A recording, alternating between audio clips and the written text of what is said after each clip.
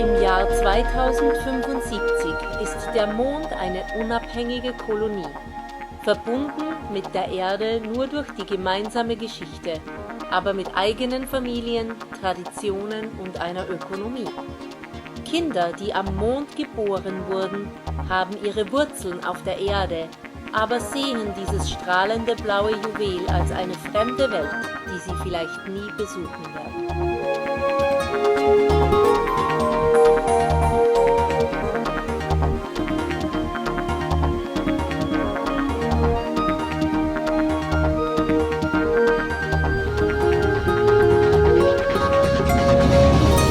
Unsere Geschichte beginnt am 3. September 2081, kurz vor einer Sonnenfinsternis. Wir verfolgen die Landung eines Weltraumtransporters auf der Icon-Station am Südpol des Mondes. An dieser Stelle ist die Sonne immer am Horizont zu sehen. Die Bergspitzen sind immer im Sonnenlicht und die Täler so tief, dass das Sonnenlicht sie niemals erreicht. In diesen Tälern fanden Kolonisten Eis, das vor langer Zeit von Kometen auf den Mond gebracht wurde.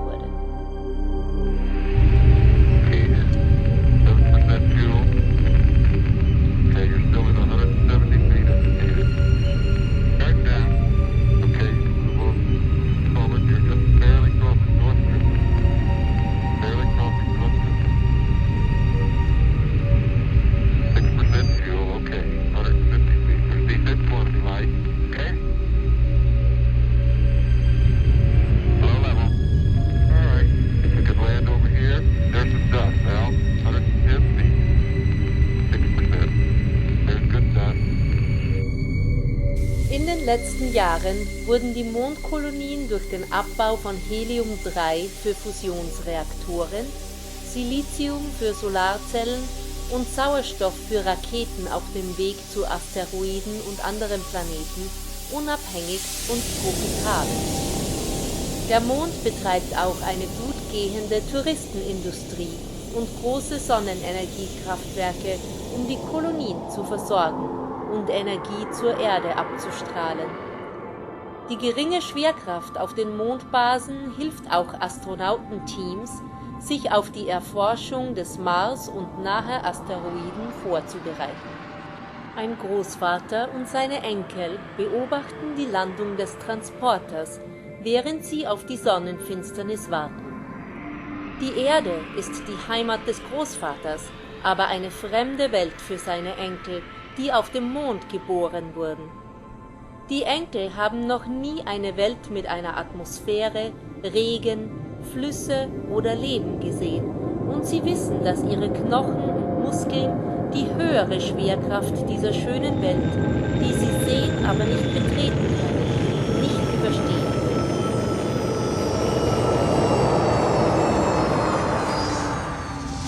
Die Kolonisten beobachten startende und landende Raumschiffe, während sie die Erde betrachten.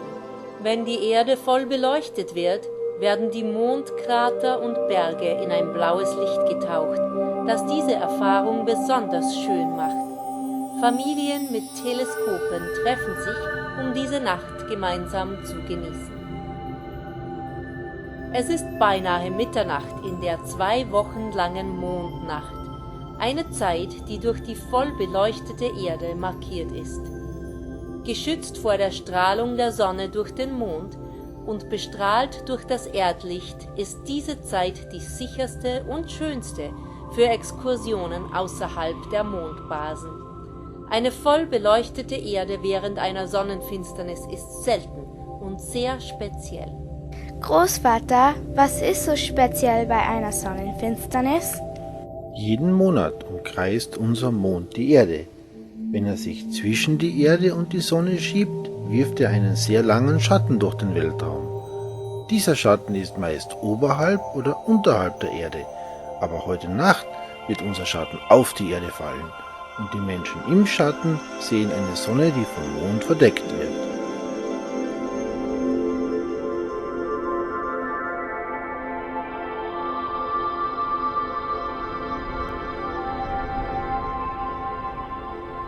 Vom Mond aus gesehen wird unser Schatten vom Atlantik bis nach Asien über die Erde wandern.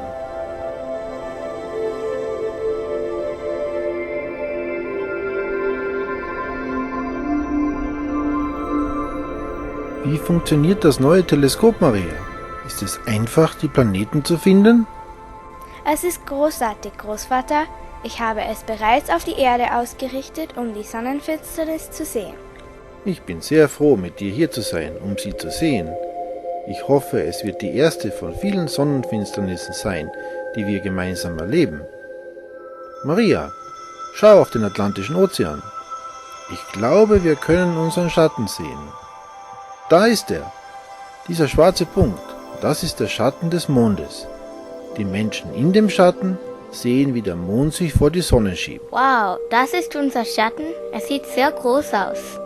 Schau, Großvater, unser Schatten hat Land erreicht. Du hast recht, Maria. Unser Schatten wandert über Frankreich.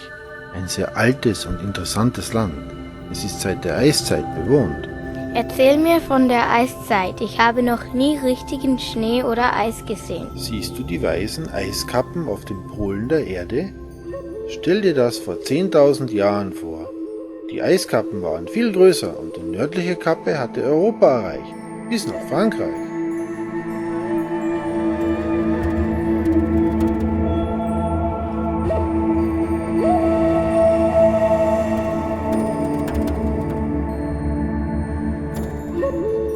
Als ich in deinem Alter war, haben wir Bücher gelesen, aber heute verwenden wir Computer, um unsere Geschichten aufzuzeichnen.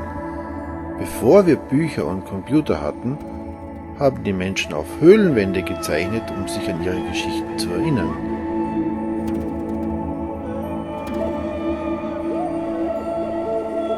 Genauso wie wir die Rohstoffe auf dem Mond für unser Überleben nutzen, waren die Eiszeitmenschen in Europa von ihren lokalen Rohstoffen abhängig.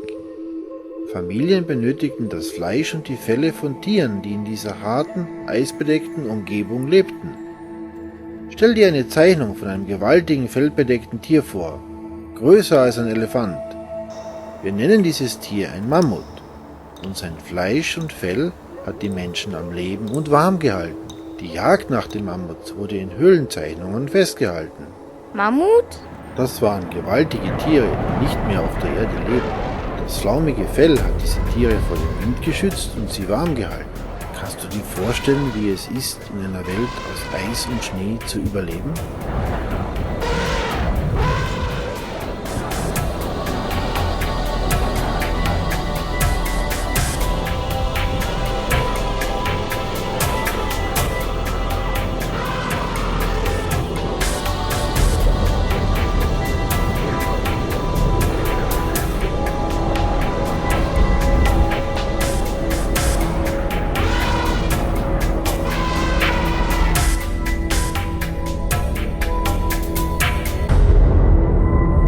Auch auf dem Mond kalt, aber wir haben kein Eis. Ich wette, dass unsere Raumanzüge genauso gut funktionieren wie das Fell der Mammuts. Die voll beleuchtete Erde vom Mond aus gesehen ist vergleichbar mit dem Vollmond, den man von der Erde sieht. Es ist eine wundervolle Zeit, draußen zu sein und das blaue Licht der Erde zu genießen. Die Sterne sind so hell und sie funkeln nicht. Sie funkeln nicht, weil der Mond keine Lufthülle hat. Großvater, der Schatten bewegt sich jetzt sehr schnell Richtung Italien.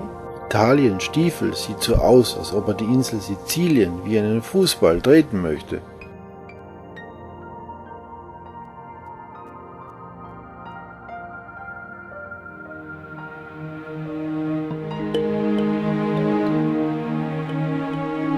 Kinder, schaut auf den Rauch, der von Sizilien aufsteigt. Was glaubt ihr, was das ist? Nichts raucht auf dem Mond in dieser Weise. Könnte es ein Feuer sein? Gut geraten, aber das ist viel größer als ein Feuer. Es ist der Vulkan Ätna, der ausbricht. Stell dir vor, wir blicken durch den Rauch und sehen geschmolzenes Gestein, das aus einem Krater fließt. Geschmolzenes Gestein nennt man Magma, solange es unter der Erde ist. Es kann die Oberfläche erreichen und als Lava herausfließen. Lava baut Berge auf, die wir Vulkane nennen. Becken oder Krater am Gipfel haben. Andere Arten von Vulkanen bauen intern so viel Druck auf, dass sie explodieren. Wenn das passiert, kann der ganze Berg verschwinden und ein großes Loch zurücklassen.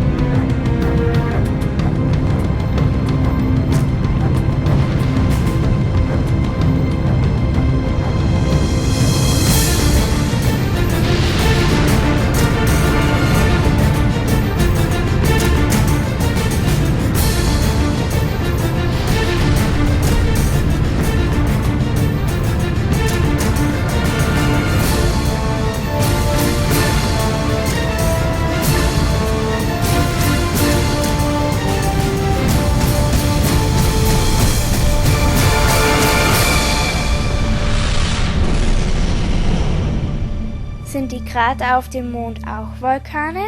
Nein, der Mond hat keinen flüssigen Kern, den man für das Entstehen von Vulkanen braucht. Die Kollision mit großen Felsen, genannt Asteroiden, haben unsere Krater gemacht.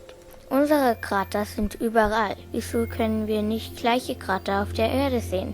Asteroiden treffen auch auf die Erde, aber Wind, Wasser und ausbrechende Vulkane haben diese Krater im Laufe der Zeit aufgefüllt.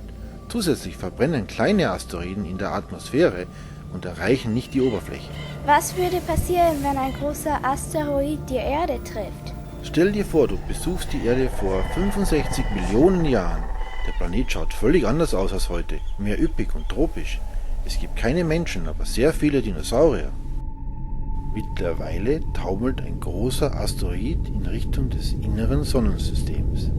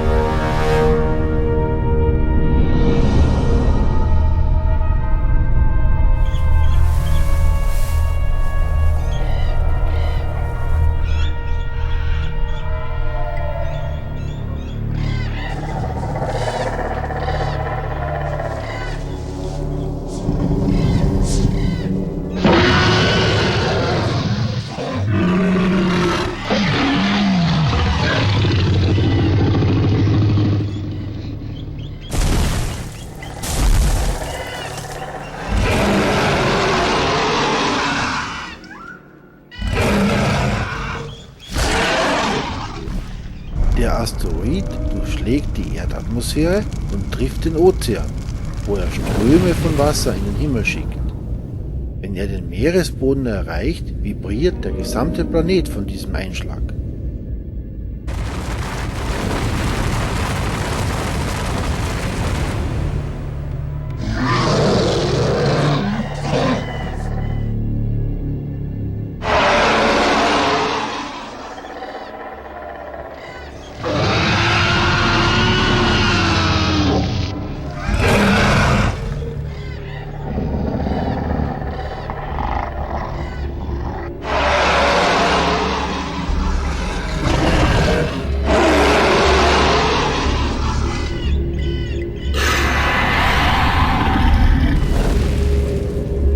Schockwellen von der Explosion erhitzen die Luft und verursachen schneidende Winde, die den Planeten verbrennen.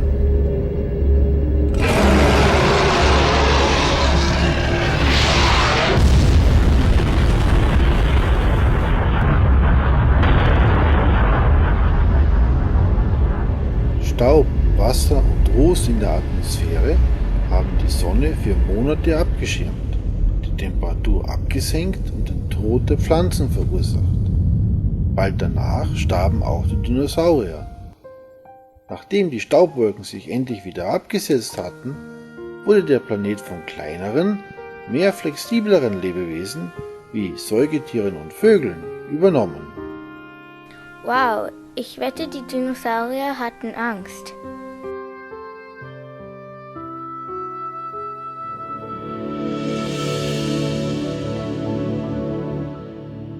Wo ist der Schatten jetzt? Die Sonnenfinsternis überquert die Berge in der westlichen Türkei. Bald wird sie den Fluss Euphrat stromabwärts aus den Bergen in Richtung des Persischen Golfes folgen. Großvater, wir haben keine Flüsse auf dem Mond. Erzähl mir, wie es ist, auf einem richtigen Fluss zu sein. Weiße Wolken, die einen Teil der Erde bedecken, sind in Wirklichkeit Wassertropfen, die in der Luft schweben. Wenn sie so über den Planeten ziehen, erinnern sie mich an Zuckerwatte und sie zeigen uns die Magie des Wassers.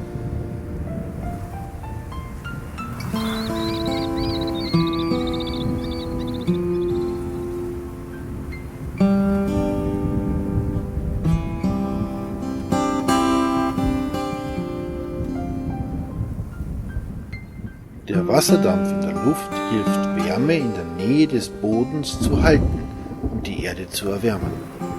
Wenn Wasserdampf zu Tropfen kondensiert, reflektieren diese Sonnenlicht und helfen dem Planeten zu kühlen. Wenn die Luft abkühlt, wachsen die Wolken und es entstehen Gewitter. Blitze springen von Wolke zu Wolke und es beginnt zu regnen.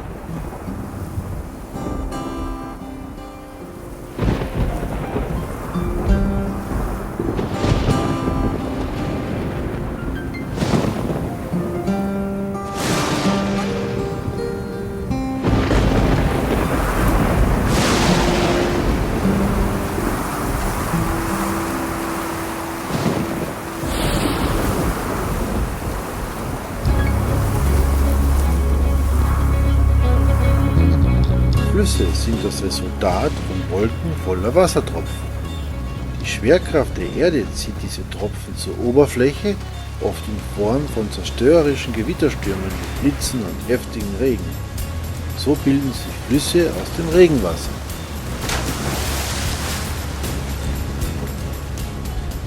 Stell dir vor, wir folgen einem wilden Fluss aus den Bergen auf dem Weg zum Ozean, durch eine Schlucht, die vom Fluss ausgegraben wurde.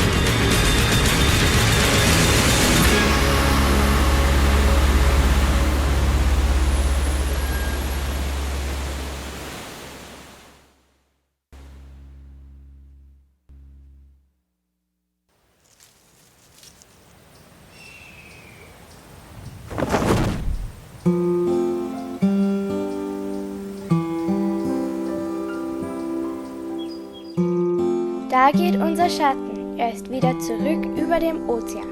Du hattest großartige Geschichten für jeden Ort, den unser Schatten überquert hat. Großvater, vermisst du die Erde? Ein wenig, glaube ich, aber ich habe meine Geschichten zu erzählen und die Erde wird immer außerhalb meines Fensters sein und auf unsere Kolonie scheinen. Aber nach ein paar Jahren in der geringen Schwerkraft hier auf dem Mond wirst du nicht mehr in der Lage sein, zur Erde zurückzukehren. Maria, ich habe gelernt, dass Heimat etwas ist, das du mit dir trägst. Heimat ist, wo deine Familie lebt. Abgesehen davon, ohne die Schwerkraft der Erde, die an meinen alten Muskeln und Knochen zieht, habe ich noch jahrelang die Freude der Gesellschaft meiner Lieblingsenkelkinder. Großvater, erzähl mir wieder von den Dinosauriern.